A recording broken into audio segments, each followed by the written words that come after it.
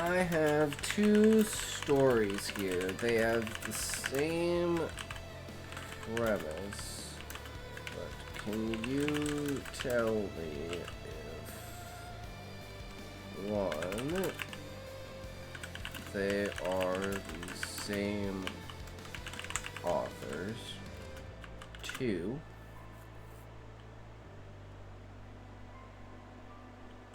what would you rate each story on a scale of 1 to 10? Use the parameters we have discussed before for rating scales.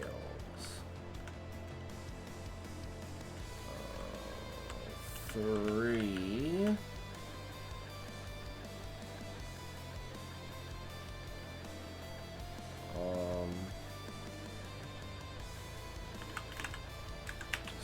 Describe the strengths and weaknesses of each story. Take into consideration both of these are rough drafts and grammar, sentence, and other errors. Main point. Hey, Citation in chat. Hey, Ebola, we just finished our story and now we're going to compare it to the one that we wrote a year ago. They're the exact same story, exact same premise, exact same shit, but a year of progress, almost a year of progress of writing. So, we're going to see what they both scale as. Sentence and other errors. The main point is the presentation, clarity, and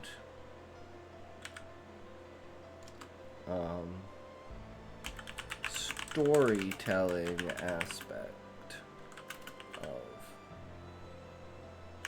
the writings. Story 1. Still up? Okay. Banquet. But how's your day going today? How are you, Ebola?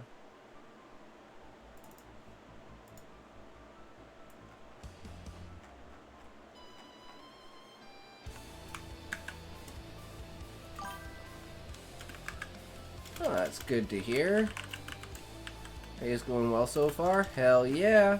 How are you? Doing good. I mean, we're at the 9-hour mark. I'm powering on. We just finished this. We can play some PoE possibly in a bit here.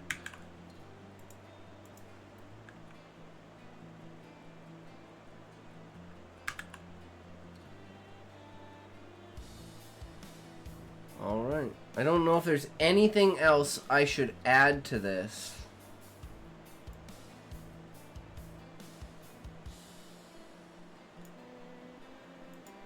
Spells presentation properly. So 1 is if they're the same author. 2, what would you rate each story? 3, describe the strengths and weaknesses. I think that's pretty simple.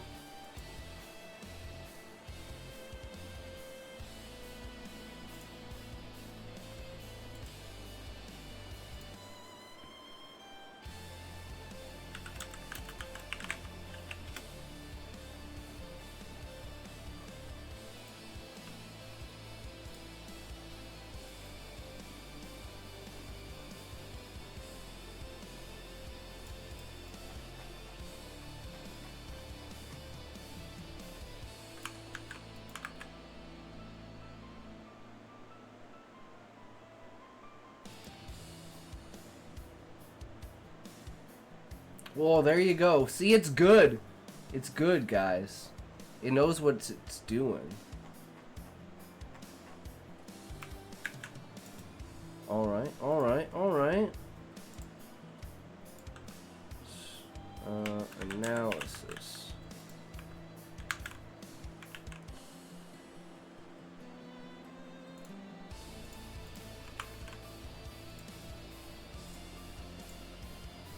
Alright, it's ball breaking time. Let's do it. Are they the same author? Based on the content, themes, and stylistic elements, it appears highly likely that both stories are by the same author. The core premise, a ritualistic succession involving self-sacrifice, cannibalism, and proving worthiness in a tribe, the Kilikucha in Story 1, Kucha in Story 2, is nearly identical, with overlapping details like the chieftain king being boiled in a vat, flesh being cut and cooked, the son inheriting via consuming parts, fingers and arms, emphasis on endurance without flinching. Linguistic parallels include vivid sensory descriptions of pain, spices, and rituals, as well as introspective internal monologues about duty and legacy. Story 2 even feels like a meta expansion or alternate perspective on Story 1. That's exactly what it is. Good job. Nailed both of them. Where the writer creates the ritual and then experiences it, suggesting iterative drafting by one person exploring the same concept from different angles. Differences in structure.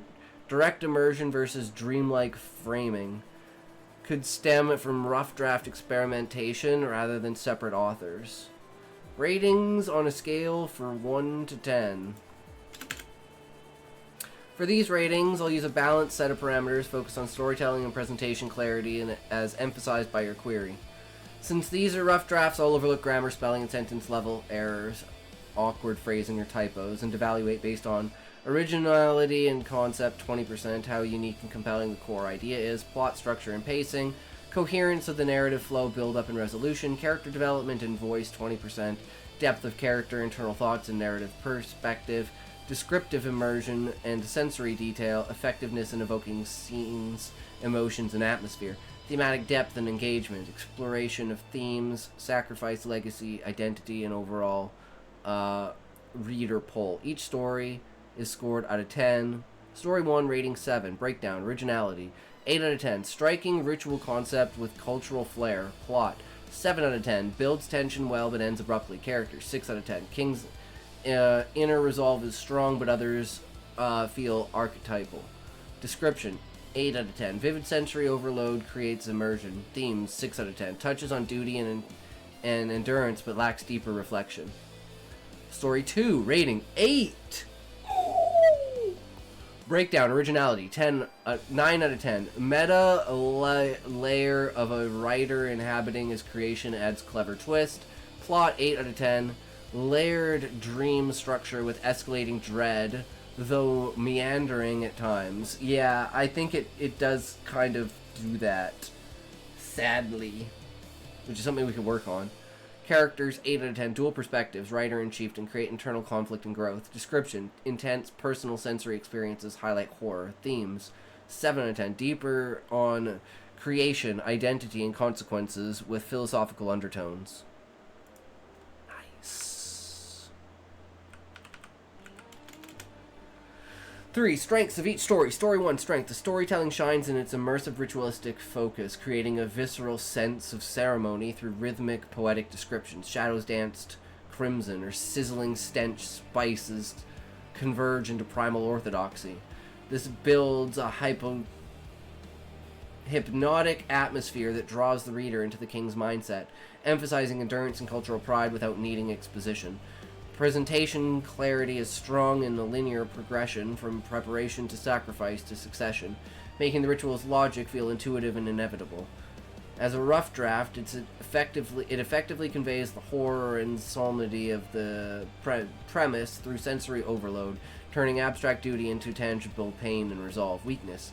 The narrative can feel overly dense and abstract in places, with internal monologues blending into descriptions in a way that muddles clarity, shifting between third-person observation and first-person thoughts without smooth transitions. Storytelling suffers from limited character depth beyond the king. The son and servants are props rather than participants, reducing emotional stakes. Pacing rushes the climax and resolution, leaving themes of legacy unexplored. It's more a vivid snapshot than a fully arced tale. In a draft stage, this could benefit from tighter focus to avoid repetitive sensory details that dilute the core tension. Story 2, strengths. The story excels in its meta-narrative approach, blending the writer's modern introspection with the ancient ritual for a layered psychological depth that enhances engagement. The dual voice, writer's panic versus chieftain stoicism, creates compelling internal dialogue, exploring themes of creation, control, and consequence with clarity. The writer's epiphany about mastering your creations feels earned and reflective. Storytelling is dynamic, with escalating dread through the dreamlike entrapment, and presentation uses sensory details, spice pungent and fresh, pain as endless scream, to make the horror personal and relatable. As a rough draft, it stands out for its originality in turning the premise inward, making the ritual a vehicle for self-examination. Weakness. Stream of consciousness style sometimes sacrifices clarity with rambling thoughts and abrupt shifts, from dream analysis to ritual action, that can confuse the reader about what's real versus imagined. Pacing drags in the early introspective sections, delaying the ritual's build-up and diluting tension. While characters have more depth, the writer's voice dominates to the point where the chieftain feels like an extension rather than a distinctive entity, weakening the tribal authenticity. In draft form, it could tighten repetitive pleas and philosophical asides to sharpen the narrative arc without losing its introspective edge. And that's the main reason why we do this, because it's like, what do we need to improve in order to make this story better? Because this is a 4. In my opinion, if they're rating it an 8, it's a 4 out of like actual 10. So we've gone from a 3.5 to a 4. That's an improvement. I like it.